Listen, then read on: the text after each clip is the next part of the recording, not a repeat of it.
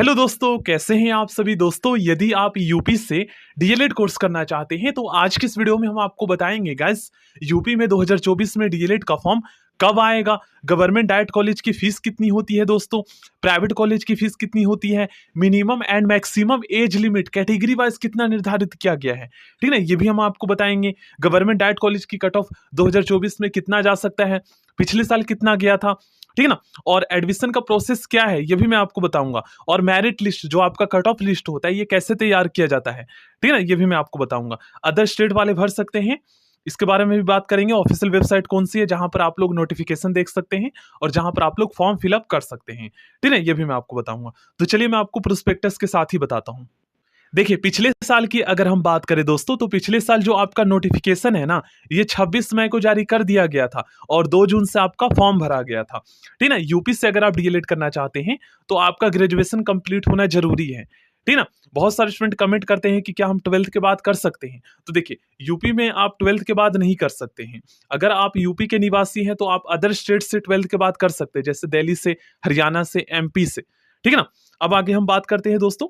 तो देखिए, यहाँ पर क्या है ना, 10,600 सीटें हैं गवर्नमेंट डाइट कॉलेज में। और हाँ, बहुत सारे स्टूडेंट कमेंट ये भी करते हैं कि सर जैसे हमारे जो है ना 50% से कम है ग्रेजुएशन में, तो क्या हम कर सकते हैं यूपी से डीएलएड। तो बिल्कुल आप कर सकते हो। आप क्या करो ना, अगर आप जनरल कैटेगरी से हो, 50% से कम है आपके ग्रेजुएशन में, क्योंकि आपको पता है यहाँ पर जो है ना एक मिनिमम एलिजिबिलिटी क्राइटेरिया निर्धारित किया गया है। देखिए, यहाँ पर एडमिशन जो होता है उसमें कट ऑफ लिस्ट तैयार होता है आपका 10th 12th प्लस में ग्रेजुएशन में जो आपके परसेंटेज आए हैं, ठीक है ना, इन तीनों को ऐड करके 3 से भाग कर दिया जाता है और आपका मेरिट लिस्ट बनता है और जो आपके नंबर है उसी के अकॉर्डिंग आपको कॉलेज मिलता है। लेकिन आपका ग्रेजुएशन में जो है ना कम से कम 50% होना चाहिए अगर आप जनरल से हो तो। लेकिन वहीं पर अगर आप दोस्तों देखिए, एससी, उसके बाद एसटी, अन्य पिछड़ा वर्ग, मतलब कि ये कह सकते ओबीसी, तो अगर आप जनरल से हो तो ओबीसी का सर्टिफिकेट बनवा लो, आप जो है एलिजिबल हो जाओगे फॉर्म भरने के लिए, ठीक ना। 5% का यहाँ पर रिलैक्सेशन मिलता है पीडब्ल्यूडी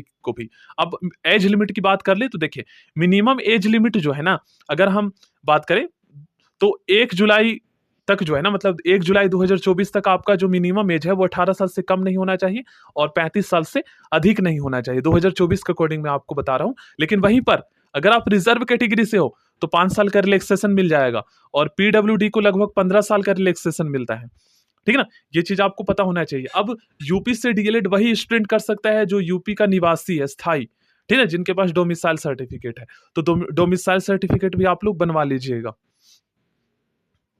अब एडमिशन में क्या है ना कि आपके आपके परसेंटेज के अकॉर्डिंग जो है स्टेट रैंक जारी किया जाता है।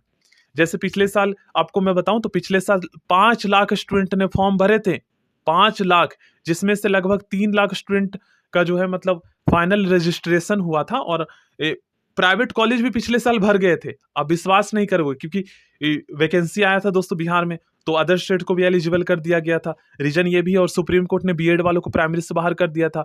तो बहुत सारे स्टूडेंट जो ऑलरेडी जो है ना, और कुछ स्टूडेंट तो ऐसे थे जो बीएड भी कर रखे थे और वो भी डीएलएड में एडमिशन लिए हैं पिछले साल। ये रीजन था, क्योंकि प्राइमरी से बाहर कर दिया और प्राइमरी में वैकेंसी ज्यादा आता है, तो वो सोचे कि चलो भाई दोनों के लिए एलिजिबल हो जाएंगे। अब हम फीस की बात कर लेते हैं। तो देखिए, प्राइवेट कॉलेज की जो फीस है ना दोस्तों, टोटल 2 ईयर की, ये है 82,000 रुपये। इससे 1 रुपये भी ज्यादा चार्ज नहीं कर सकते हैं। लेकिन वहीं आपका पड़ोसी में जो राज्य है ना बिहार, वहां पर 1,20,000 1,50,000 तक फीस है। आप विश्वास नहीं करोगे। लेकिन वहीं पर दिल्ली में 75,000 रुपये है, ठीक है ना। अब हम बात कर लेते हैं दोस्तों। देखिए, गवर्नमेंट डाइट कॉलेज की फीस की अगर मैं बताऊं आपको, तो देखिए गवर्नमेंट डाइट कॉलेज की जो फीस है ये ज्यादा नहीं है आपका। 10,200 फर्स्ट ईयर में और 10,200 सेकेंड ईयर में। तो मतलब कि आपका जो है कह सकते हो 20,400, मतलब कि आपका 22,000 में कंप्लीट हो जाएगा। और सॉरी, यहाँ पर ये किसका चार्ज का है, छात्रावास शुल्क, छात्रावास की सुविधा के इच्छुक छात्रों के, तो इसमें मेस चार्ज सम्मिलित नहीं है। ये कौन सा भाई, 2,400 रुपये, तो ये लगा लो 24 48 5,000। तो यहाँ पर आपका लगभग जो है 27,000 पड़ जाएगा। देखिए, पिछले साल आप देख सकते हो फॉर्म आया था आपका, सॉरी ये नोटिफिकेशन आया था, प्रकाशित किया गया था, 2 जून से आपका स्टार्ट हुआ था और लास्ट डेट आप लोग देख लीजिए। और 2-3 बार तो डेट बढ़ा भी था आगे।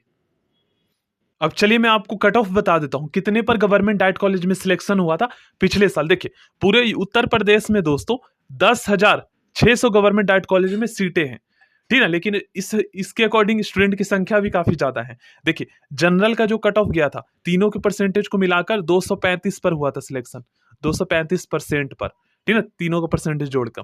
ओबीसी का जो सिलेक्शन हुआ था दोस्तों, ये गया था आपका लगभग 228 से 230 के बीच में, ठीक है ना। उसके बाद हम बात करें अगर ईडब्ल्यूएस के, तो ईडब्ल्यूएस का लगभग यही गया था 225 के आसपास। और अगर हम एससी की बात करें तो ये गया था दोस्तों 220, और एसटी का जो गया था ये 215 से 210 के आसपास गया था।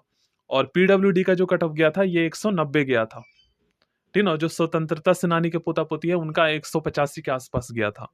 तो सीटें कैटेगरी वाइज रिजर्व होता है, तो आप यही लगा लो। मुझे ऐसा लगता है 2024 में कट ऑफ इससे हाई नहीं जाएगा, इतना ही रहेगा, या इससे 2 से 3 नंबर कम जाएगा।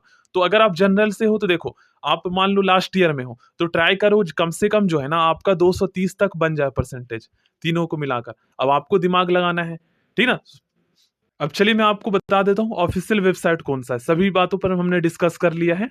देखिए, ये है दोस्तों आपका ऑफिशियल वेबसाइट, यहीं पर आपका फॉर्म भरा जाएगा updla.gov.in, ठीक ना। और यहीं पर आप लोग कॉलेज लिस्ट भी देख सकते हैं। सो थैंक यू दोस्तों, नेक्स्ट वीडियो मिलते हैं।